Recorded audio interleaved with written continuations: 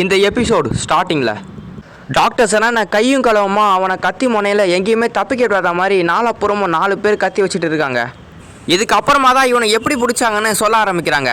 Chrome Undertaker மாதிரி மண்ணுக்குள்ளே இருந்துலாம் வெளியே வரான். அதுலேயும் அவன் எங்கேருந்து வெளியே வரானா ஒரு மாட்டுக்கு அடியில் மாட்டிக்கிட்டு இருக்கான் குரோமு. இவங்க தோண்டின டனல் ஒரு மாட்டு பண்ணைக்கு அடியில் தான் முடியுது. அதனால் ஒவ்வொருத்தராக மண்ணுக்கு அடியிலேருந்து வெளியே வர ஆரம்பிக்கிறாங்க. சுகாசாவும் யோகாவும் இப்போ தான் வெளியே வராங்க. அப்போ தான் அந்த இடத்துல பார்க்குறாங்க. அந்த இடத்துல ஏகப்பட்ட அளவில் எல்லோ கான்ஸ் நிறைஞ்சு கிடக்கு. அப்போ தான் டாக்டர் செனான் கோட்டைக்குள்ளே போகிறாங்க. ஆனால் அங்கே டாக்டர் செனானுக்கு பாதுகாப்பாக 2 சோல்ஜர்ஸ் கன்னோட நிற்கிறாங்க. இதை சுக்கியாவும் கொஹாக்கவும் தூரத்துலேருந்து நோட் பண்ணுறாங்க. அதே சமயத்தில் தான் கென்னை கைது பண்ணி இந்த பக்கமாக கூட்டிகிட்டு வந்துட்டு இருக்காங்க. கொஹாக்கு மறைஞ்சிருந்து இவனை பார்க்குறத கென்னும் நோட்டீஸ் பண்ணுறான். இதை தெளிவாக புரிஞ்சுக்கிட்ட கென்னும் இதை எப்படியாவது யூஸ் பண்ணிக்கணும் சொல்லி சாமர்த்தியமாக ஒரு பிளான் போட ஆரம்பிக்கிறான். அப்போ கென் அங்கே இருக்க சோல்ஜர் கிட்ட என்ன சொல்கிறான்னா, எனக்கு திடீர்னு வயிறு ரொம்ப மோசமாக வலிக்க ஆரம்பிக்குது. நான் டாக்டர்ஸ் எல்லாம் கிட்ட சில மருந்துகள் வாங்க போகணும். என்னை உள்ள அலோ பண்ணுவீங்களா அப்படின்னு கென் அந்த சோல்ஜர் கிட்ட சொல்கிறான்.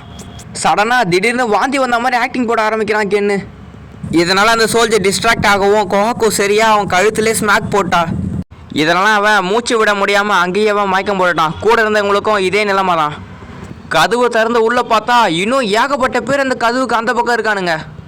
ஆனால் இந்த பக்கம் தான் சுகாசா இருக்கானே. அங்கேருந்து எல்லாரையுமே அடித்து போட்டுட்டு வேகமாக உள்ளே வர ஆரம்பிக்கிறான். இப்படி தான் டாக்டர் செனானை இவங்க பிடிச்சிருப்பாங்க. அப்புறமா டாக்டர் செனானையும் கூட்டிக்கிட்டு அதே டனல் வழியாக இவங்க தப்பிக்க பார்க்குறாங்க. அப்போ குரோம் அவன் கையில் ஒரு பெரிய பாம் ஒன்று வச்சுருக்கான். இந்த பாம் வெடித்து அந்த ஒரு ஃபோர்ஸில் இவங்க வேகமாக முன்னோக்கி போவாங்க. இதனால் டாக்டர் செனானோட சோல்ஜர்ஸ் இங்கே வரத்துக்கு முன்னாடி இவங்க வேகமாக இங்கே தப்பிச்சிட முடியும். பிளான் போட்ட மாதிரி எல்லாமே சரியாக நடக்க ஆரம்பிக்குது.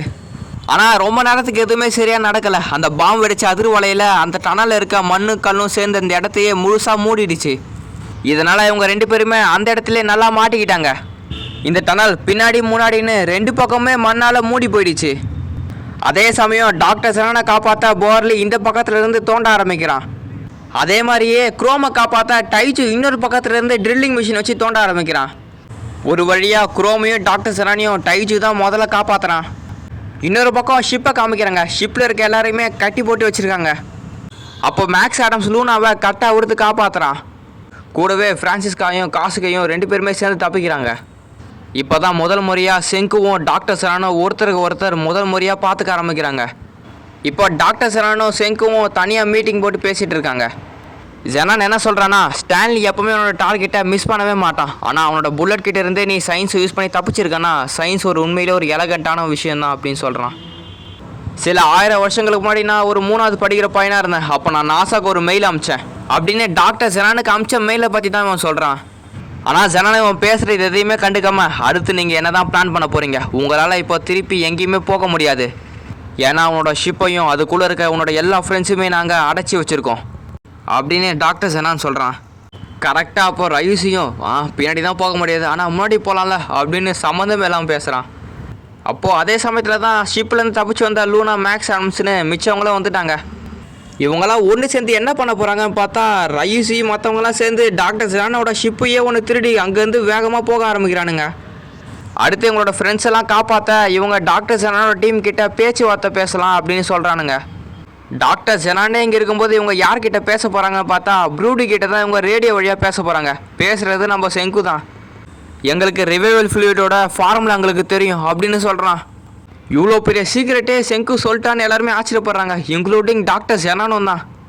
அப்புறமா அவன் என்ன சொல்கிறான்னா, அதை வச்சு நம்ம 1 மில்லியன் பேரை நம்ம கல்லிலேருந்து மறுபடியும் மனுஷங்களாக மாற்ற முடியும். இதனால் நம்ம ஒரு புதுசாக ஒரு சிட்டியே நம்மளால் உருவாக்க முடியும் அப்படின்றான். அப்போ ப்ரூடி, அதெல்லாம் இருக்கட்டும், டாக்டர் செனானுக்கு என்னாச்சுன்னு முதல்ல என்கிட்ட சொல்லு. அதை பற்றிலாம் நீங்கள் கவலைப்பட வேணாம், அவன் எங்ககிட்ட பத்திரமா தான் இருக்கான். நீங்கள் முதல்ல எங்களுக்கு துரோகம் பண்ணாமல் இருங்க அப்படின்னு செங்கு ப்ரூடி கிட்ட சொல்கிறான்.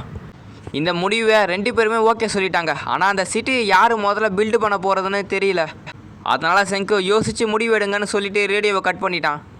கடைசியாக ரொம்ப நேரம் பேச்சுவார்த்தைக்கு அப்புறமா செங்கோட டீம் நீங்களே சவுத் அமெரிக்கா கண்டத்தில் புதுசாக ஒரு சிட்டியை உருவாக்குங்க, மிச்ச வேலைகளை நாங்கள் பார்த்துக்குறோம் அப்படின்னு சொல்லி ப்ரூடி ஒத்துக்கிட்டாரு. டீல் ஓகே வரதுனால கப்பலில் இருந்த எல்லாருமே விடுவிச்சிட்டாங்க. இப்போ அங்கேருந்து எல்லாருமே சேஃப் ஆகிட்டாங்க. ஆனால் ஸ்டான்லி மட்டும் செங்கு மேலே அவ்வளோ பெரிய கோவத்தில் இருக்கான். அப்போ திடீர்னு இவன் கன்னை பாயிண்ட் பண்ணி நிற்கிறான். எதுக்குன்னு பார்த்தா செங்கு வர போட் இவங்க பக்கமாக தான் வந்துட்டு இருக்கு. போட்டுக்குள்ளே இருக்க எல்லாருமே பத்திரமா கீழே குனிஞ்சிக்கிட்டாங்க. அதே மாதிரி அந்த போட்டுக்கு முன்னாடியே மெடுசா மிஷின் இருக்குது. அதை பார்த்த உடனே எல்லாருமே டிஸ்கஸ் பண்ண ஆரம்பிக்கிறாங்க. உடனே டேய் எல்லாருமே கீழே வாங்க, அந்த ரேஸ் மட்டும் பட்டுதுன்னா நீங்கள் எல்லாருமே கல்ல மாறிடுங்க அப்படின்னு கத்த ஆரம்பிக்கிறாங்க. ஆனால் ஸ்டான்லி தான் ஸ்னைப்பர் ஆச்சு. கரெக்டாக அந்த மெடுசா மிஷின் மேலே சொல்கிறான். அது கரெக்டாக பறந்து கீழே தண்ணியில் விழுந்துச்சு. அப்புறமா அந்த போட்டை இவங்கள தாண்டி அந்த பக்கமாக போக ஆரம்பிக்குது. இப்போ தான் ஸ்டான்லிக்கு எல்லாமே புரியுது. இந்த மெடுசா மிஷினு எப்பயோ வேலை செய்யாமல் நின்று போயிடுச்சு. ஆனால் கெண்டு தான் நம்மள நல்லா பயமுறுத்தி ஏமாற்றி வச்சுருக்கான்னு ஸ்டான்லி நினைக்கிறான். அதுக்கப்புறம் செங்குவும் மிச்சம் இருக்கிறவங்களும் சவுத் அமெரிக்கா கண்டத்தில் போய் அங்கே இருக்க மனுஷங்க எல்லாருமே ரிவைவ் பண்ண ஆரம்பிக்க போகிறாங்க. அதனால் எல்லாருமே ஒன்று சேர்ந்து சவுத் அமெரிக்காவுக்கு கிளம்ப ஆரம்பிக்கிறாங்க. இதோட இந்த சீசனோட கடைசி ஃபைனல் எபிசோடு முடியுது. நம்மளோட சேனலில் 3 வருஷத்துக்கு அப்புறமா நம்ம ஊருக்கே அடிச்சிருக்கோம் கைஸ். இதனால் எல்லாருக்குமே வாழ்த்துக்களும் நன்றியும் தெரிவிச்சுக்கிறேன். இன்னும் நிறைய பேர் சப்ஸ்கிரைப் பண்ணுங்க கைஸ். உங்களை ஒரு வேறு எபிசோடில் பார்க்குறேன். அது வரைக்கும் பாய். சப்ஸ்கிரைப் பண்ணாதவங்க உடனே சப்ஸ்கிரைப் பண்ணுங்க கைஸ்.